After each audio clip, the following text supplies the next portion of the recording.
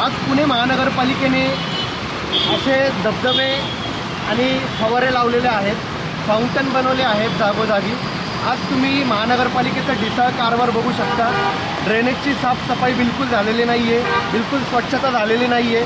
आज बघताय तुम्ही मेन बदाई चौकामध्ये आपण थांबलेलो आहोत आणि इथनं पाणी पडतंय प्रेशरनी। आज बिल्डिंग अख्ख्या पाण्याने हे झालेले आहेत, संपूर्ण नागरिकांना त्रासाला सामोरं जावं लागतंय।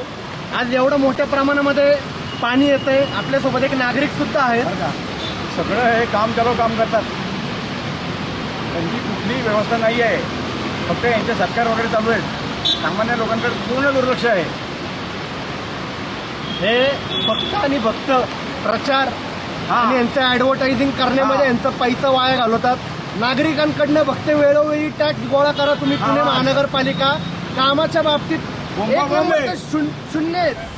पावसाळी पाण्याची पाईपलाईन ही ड्रेनेजला जोडल्यामुळे हा प्रॉब्लेम हे सगळं पाणी मुरलेलं आहे। आमच्या त्या बिल्डिंगमध्ये 7 महिन्याची प्रेग्नंट महिला राहते। उद्या काय झालं तर तिने बाहेर कसं पडायचं? हा रोड सिमेंटचा करायची काही गरज आहे का? काही सिमेंटच्या रोडमुळे सगळं वाटोळं झालेलं आहे। लोकांनी कसं जायचं मेन पुतूरमधल्या मेन चौकामध्ये?